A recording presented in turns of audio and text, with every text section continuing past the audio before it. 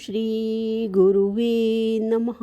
अखण्डमण्डलाकारं व्याप्तं येन चराचरं तत्पदं दर्शितं येन तस्मै श्रीगुरुवे नमः। ओम शांति शांति शांति। ओम।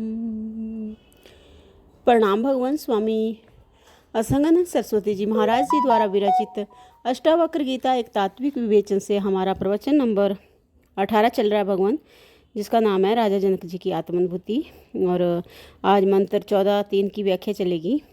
मंत्र है विज्ञाते साक्षी पुरुषे परम आत्मनि च ईश्वरे नैराश्ये बंध मोक्षे च न चिंता मुक्ते मम। शुद्ध त्वम पदार्थ और शुद्ध तत्व पदार्थ दोनों एक ही साक्षी हैं। इस ज्ञान से जब बंध और मोक्ष दोनों की आस्था से मैं रहित हूँ तो मुझे मुक्ति के लिए क्या चिंता हो सकती है। स्वामी जी यहाँ पे बता रहे हैं कि शुद्ध त्वम पदार्थ और शुद्ध तत्व पदार्थ दोनों एक ही साक्षी हैं। इस ज्ञान से जब बंध और मोक्ष दोनों की आस्था से मैं रहित हूँ तो मुझे मुक्ति के लिए क्या चिंता हो सकती है। हमारे महावाक्यों में प्रमुख महावाक्य है तत्त्वम असि। तत्पद का अर्थ परमात्मा और त्वम पद का अर्थ साक्षी पुरुष अर्थात जीव है। वास्तव में जगत का मूल तत्व ब्रह्म ही है। ब्रह्म निरुपाधिक है।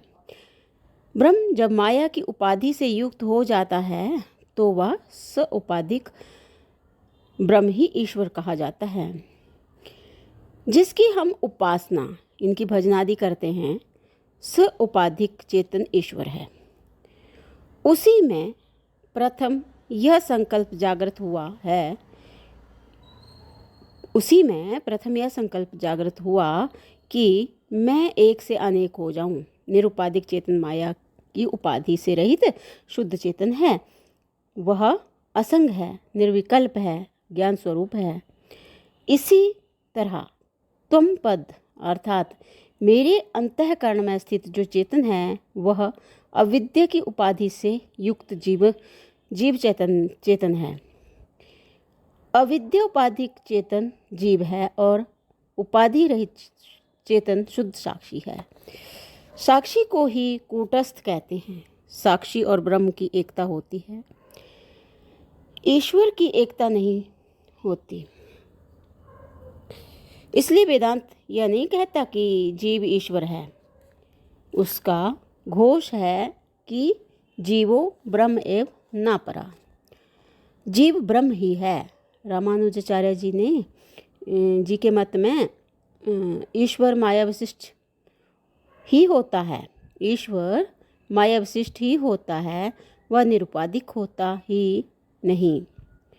उसी को वे ब्रह्म मानकर उपासना करते हैं। किंतु शांकर वेदांत ब्रह्म को निगुण, निरुपाधिक और निराकार मानता है। साक्षी कूटस्थ की ब्रह्म से एकता है, ईश्वर की जीव से एकता नहीं होती। इस अभेद का बोध कराने वाले जो वाक्य हैं वे महावाक्य हैं। जो ब्रह्म के स्वरूप का बोध कराते हैं उनका नाम है अवान्तर वाक्य। जो ब्रह्म के स्वरूप का बोध कराते हैं उनका नाम है अवान्तर वाक्य। जैसे सत्यम ज्ञानम अनंतम ब्रह्म सर्वम खलविदम ब्रह्म आदि प्रज्ञानम ब्रह्म। महावाक्य का भी यही अर्थ है, जो अंतर से सबको जान रहा है। केवल ज्ञान स्वरूप प्रज्ञान अर्थात शुद्ध चेतन जो ज्ञान स्वरूप है वही साक्षात ब्रह्म है। यहाँ साधक का प्रश्न है कि कृपया साक्षी पुरुष का अर्थ स्पष्ट करिए। तो उत्तर में श्री गुरुदेव समाधान करते हैं कि साक्षी पुरुष का अर्थ है यह भाव दृढ़ होना कि मैं एक अद्वैत चेतन हूँ, शुद्ध साक्षी हूँ, अर्थात निरपेक्ष हूँ। साक्षी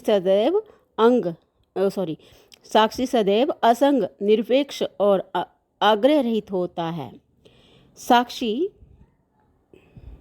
शब्द का अभिप्राय है साक्षात दृष्टा। साक्षी विरोधी और अविरोधी दोनों पक्षों से अलग है। जो उसने प्रत्यक्ष देखा वह उसी घटना को कहता है, किसी अन्य गवाह या मुकदमे से उसका कुछ लेना देना नहीं। साक्षी स्वरूप होता है, साक्षी स्वस्वरूप होता है। साक्षी का ब्रह्म चेतन मात्र होता है, साक्षी का ब्रह्म चेतन मात्र होता है। इसी प्रकार मैं सभी द्वंद्वों का साक्षी हूँ। जागृत, स्वप्न, सुषुप्ति और स्थूल सूक्ष्म कारण तीनों देहों का मैं साक्षी हूँ। देह, इंद्रियां, मन, बुद्धि, प्राण, इनसे परे शुद्ध स्वयं प्रकाश हूँ। मुझ में ना बंधन है ना मोक्ष। साक्षी भाव का साधक को चिंतन पूर्वक अभ्यास करना है। चिंतन निश्चय पूर्वक हो। जब संदेह रहित निश्चय पूर्वक चिंतन होगा उसी से निष्ठा बनेगी। जनक जी कहते हैं कि ऐसा ज्ञानी अंतर विकल्प शून्य होता है। अंतर हृदय से विकल्प रहित है पर बाहर भ्रांत सा व्यवहार कर रहा है। अंतर हृदय से विकल्प रहित है पर बाहर भ्रांत सा व्यवहार कर रहा है। उसकी स्थिति को ज्ञानी पुरुष ही पहचान सकते हैं। ज्ञानी के शरीर से तो उसका प्रारब्ध ही कार्य करवा रहा है। उसके कर्म में कोई आस्था नहीं, वह अपने स्वरूप में विराजमान है। जो होना था सो हो गया, ना अच्छा ना बुरा, अंदर से कोई विकल्प नहीं। सहज अवस्था में उसके सब कर्म हो रहे हैं। जनक जी इसी तत्व ज्ञान से मुक्त अवस्था में स्थित हैं। बंधन मुक्ति का भ्रम मिटने से सब प्रकार से उनका चित्त शांत और नैराश्य अवस्था में स्वरूपस्थ है। अगली चर्चा पंचदश प्रकरण में करेंगे। तो आगे भगवान योग वशिष्ठ जी का मंत्र है। तो यहाँ पे मंत्र है, संकल्प मात्र कलन एव जगत समगम। संकल्प मात्र कलनेव मनोविलासः। संकल्प मात्रम इतिम उत्सृज्य निर्विकल्पम आश्रित्य निश्चयं वाप्नोहि राम शांतिम। तो इस मंत्र का अर्थ है कि यह संपूर्ण जगत संकल्प मात्र है। मनोविलास भी संकल्प की ही कल्पना है। अतः संकल्प को ही त्याग कर निर्विकल्प निश्चय का आश्रय लो और हे राम शांति प्राप्त कर लो। तो भगवान यहाँ पे हमारा जो प्रवचन नंबर 18 है ये यहाँ पे विराम लेता है। अब अगला जो हमारा प्रवचन स्टार्ट होएगा 19वां, इसका नाम है ज्ञान स्थिति के लिए तत्व उपदेश। तो इस वाले सत्संग को हम अगले सत्संग में लेते हैं। प्रणाम भगवान। ओम शांति ही शांति ही शांति ही। ओम।